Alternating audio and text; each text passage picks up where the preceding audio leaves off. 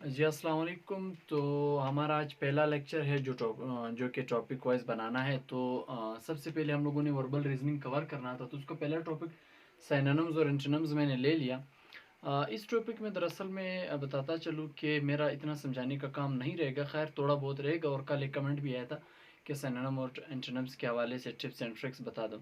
तो इस तरह के कुछ खास तुक्के वाले टिप्स एंड ट्रिक्स ना तो इसमें चलते हैं और ना काम आते।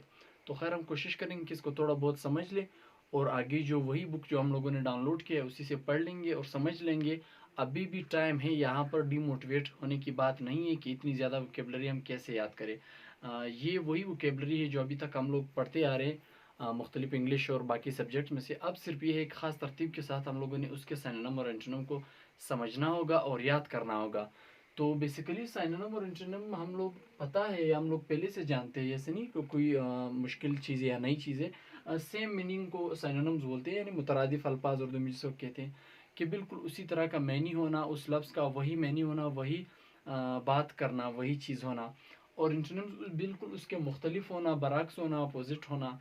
जब वो उसके अपोजिट हो जाता है यानी उसके ख़िलाफ़ वो लफ्ज़ हो जाता है, वो दूसरा रुख हो जाता है, उलट हो जाता है, तो वही एंटोनिम है। उर्दू में भी हम लोगों ने मुतज़ादिद कहते हैं। तो अब यहाँ पर मैं एक दो तीन लफ्ज़ तो लिख लूँगा, बाकी प्रैक्टिस हम लोग बुक से करेंगे। जो बुक हम लोगों ने डाउनलोड किया है उसी में से प्रैक्टिस वाले एमसीक्यूज़ को थोड़ा समझेंगे और ट्रिक को समझेंगे। और इसमें असल ट्रिक बेसिकली है कि मैनी को समझना, उस वर्ड की, उस वोकेबलरी की अगर आपको मैनी आती है तो आप सिनोनिम या एंटोनिम आसानी से निकाल सकते हो। एग्ज़ाम में देखा होगा अक्सर हमें कुछ नए लफ्ज़ सामने आ जाते हैं, हमें नहीं आता तो हम नकल करने की कोशिश करते हैं कि यार ये बता दो या कौन सा लगता है। वहाँ पर हम ये नहीं करते कि एग्जामिनर या अपने से बिल्कुल डायरेक्ट पूछ ले कि इस लफ्ज़ की मीनिंग क्या है, वो आपको नकल नहीं कर रहा है बल्कि वो मीनिंग बता रहा है। और उस मीनिंग से फिर आप अंदाज़ा लगाते हो कि इसका सिनोनिम क्या हो सकता है या एंटोनिम या लफ्ज़ क्या हो सकता है। फिर आप उस अपनी वोकेबलरी और नॉलेज के बेसिस पर उसका अंदाज़ा लगाते हो। तो अब फॉर एग्जांपल डेफिसिट, इसका अगर हम सिनोनिम पे जाए, इट मीन्स इसके अपनी मीनिंग है कमी। तो डेफिशिएंसी एंड डेर्थ, अब इसके ये मिलते जुलते अल्फाज है, इसी के मैनी अदा करते हैं। और एंटोनिम्स इसका क्या होंगे डिफिशिएंट के? अबेंडेंस और एडवोकेसी। अब ये क्या है, ये इसके उलट है, यानी अगर ये किसी चीज़ की कमी को कहते हैं तो ये अल्फाज क्या है, किसी चीज़ का ज़्यादा होना, वाफिर मिकदार में होना। अब अगर इसके ही मैनी आपको नहीं आती तो आप ऑप्शन में से इसका सिनोनिम निकालना या एंटोनिम निकालना आपके लिए मुश्किल हो जाएगा। तब आप तुक्के पे जाएंगे या नकल पे जाएंगे। अगर इसके मैनी आती हो तो आप थोड़ा बहुत उसमें से जो ऑप्शंस दिए गए होंगे, तीन चार ऑप्शंस, उसमें से एक दो तो बिल्कुल ही मुख्तलिफ इसके ना होने के बराबर होंगे, तो आप अंदाज़ा कर सकते हो कि नहीं ये लफ्ज़ नहीं है, ये लफ्ज़ नहीं है, तो आप इस पर पहुंच सकते हो। अब यहाँ पर ये मैंने एरो इसीलिए दिया कि इट मीन्स आपकी वोकेबलरी का सही होना, या वोकेबलरी मीन्स सही होना, मीन्स आपको वोकेबलरी आनी चाहिए, यानी ये लफ्ज़ जो है इसके मैनी आपको आनी चाहिए। जब तक आप इसके मैनी को नहीं समझोगे, आपको मैनी नहीं आती होगी, आप इसका तुक्का और अंदाज़ा भी नहीं लगा सकोगे। दूसरा एक लफ्ज़ है, आसान सा लफ्ज़ है कंपैशन, जिसके सिनोनिम्स होंगे काइंडनेस और सिंपैथी। अब इसकी ये सिनोनिम्स हम ऑप्शन में उस वक्त फाइंड कर सकते हैं जब इसके अपनी मीनिंग हमें पता हो, तभी हमको पता होगा कि यार ये तो काइंडनेस का लफ्ज़ की वोकेबलरी है या सिंपैथी के लफ्ज़ की है। इसी का जो अपोजिट होगा वो क्रियोलिटी यानी जालिम या बारबैरिटी होगा, बर्बरियत होगा।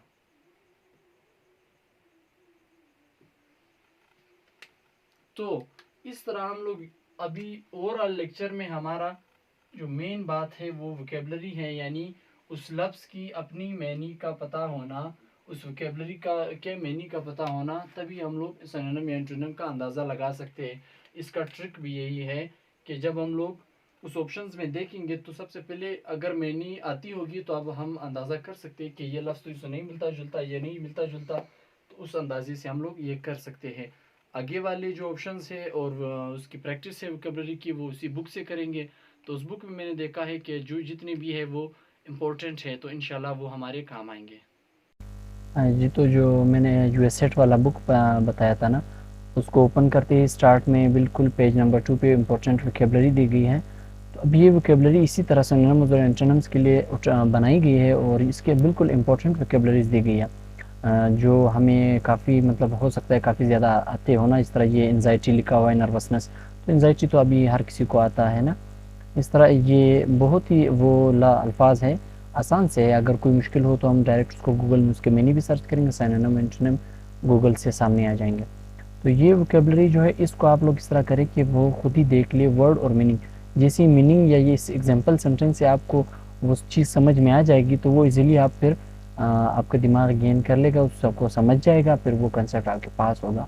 और अगर आप कर रटाते ऐसे तो डायरेक्ट इसकी मीनिंग ही रटा कर ले, क्योंकि कुछ दिन बाकी है, नंबर स्लिप्स भी आ गए हैं, तो आप आसानी से कुछ ही दिन है तो आपको रटा भी नहीं भूलेगा। ये यूनिवर्सिटी का फेवरेट लफ्ज़ आ गया, बोन फायर। तो ये आउटडोर एक प्रोग्राम किया जाता है, फायर का तो बोन फायर का प्रोग्राम होता है, तो अभी इसी तरह हो सकता है ये दे दे।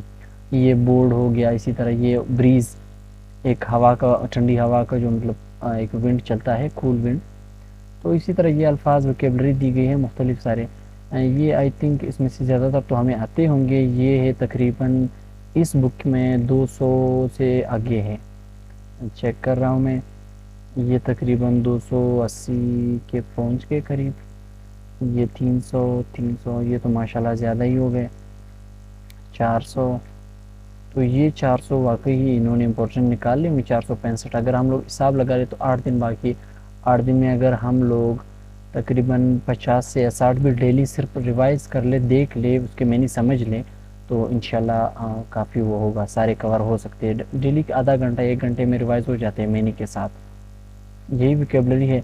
आगे इसके सिनोनिम्स का पेज नंबर पे आ रहा है, ये वही वोकेबलरी है, उसके सिर्फ सिनोनिम्स और एंटोनिम्स के मुताबिक दिए गए हैं। वही वोकेबलरी पहले में नहीं दी गई थी, अब उसी वोकेबलरी को एक डब्बे में डाल के उसके ही सिनोनिम्स और एंटोनिम्स दिए गए हैं। और ये एबेट वर्ड है जिसका मतलब है डिक्रीज़ करना, और एंटोनिम्स का है सप्लीमेंट, एग्रेवेट यानी ज़्यादा करना।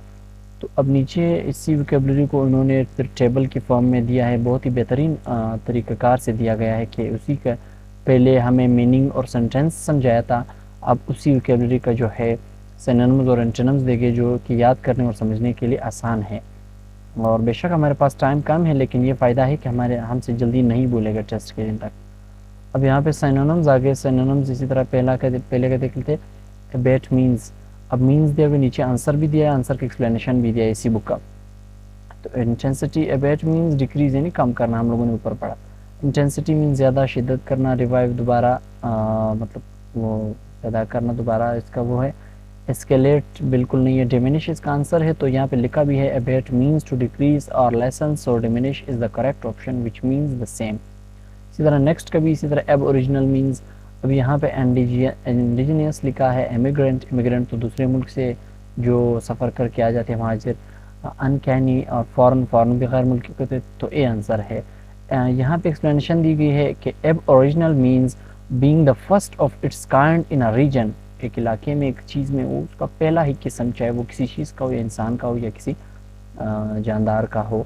तो indigenous is the correct answer which means native और प्रिमिटिव, नेटिव या प्रिमिटिव मीन जो कि उसका पहला ही, इट मीन्स जिस तरह इंसानों का जो एब ओरिजिनल है वो हज़रत आदम अलैहिस्सलाम है। इस तरह average means extend, extend means ज़्यादा करना नहीं है। और इन लार्ज मीन्स बड़ा करना, ये भी नहीं है। डायलेट मीन्स फैलाना, ये भी नहीं है। कंडेंस है, क्योंकि इस कंडेंस का मीन्स कम करना। एवरेज मीन्स टू लेसन और शॉर्टन यानी कम करना या छोटा कर देना। So condense is the right answer which means to compress और मेक प्रिसाइज, यानी इसको कंप्रेस करना या प्रिसाइज छोटा बना देना। इसी तरह बेन है, बेन मीन्स।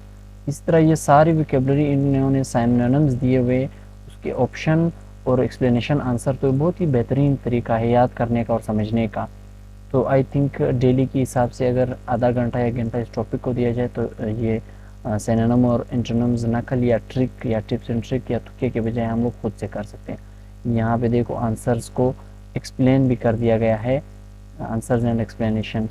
ये ऊपर जाके वापस देखते हैं, ये आई थिंक एंटोनिम्स के हैं, सॉरी ये प्रैक्टिस एक्सरसाइज है, उसी का आंसर नहीं, आगे जाके फिर उसके आंसर दिए हुए।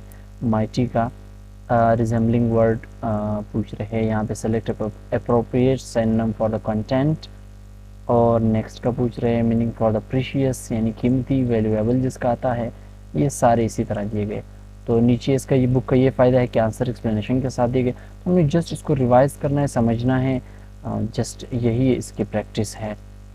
और एंटोनिम्स का आ गया हमारे पास पोर्शन। तो मैंगल दिया हुआ है, अब ऊपर सादा अल्फाज में हमें क्वेश्चन लिखा गया होगा, या तो मोस्ट अपोजिट वर्ड मांग रहे होंगे या डायरेक्ट एंटोनिम्स मांग रहे होंगे। तो मैंगल और एग्जैल्ट, प्रेस्क्यूज, अब इसके ऑप्शंस भी दिए गए हैं, आंसर भी दिए गए हैं, अपोजिट यहाँ पे समझा दिया गया है। अब यहाँ पे मैं हर लफ्ज़ को समझाता जाऊँगा तो बहुत ही टाइम लगेगा।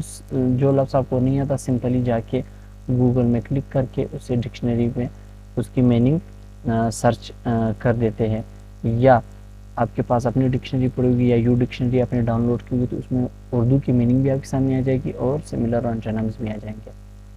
इसी तरह इसके ये एमसीक्यूज़ है विद आंसर्स, फिर आगे प्रैक्टिस दिए होंगे, ये प्रैक्टिस एक्सरसाइज, फिर उसमें किसी किस्म के आंसर नहीं दिए गए, फिर उसी के आंसर एट द एंड आगे जाके दिए हुए। तो ये बहुत ही सिंपल है।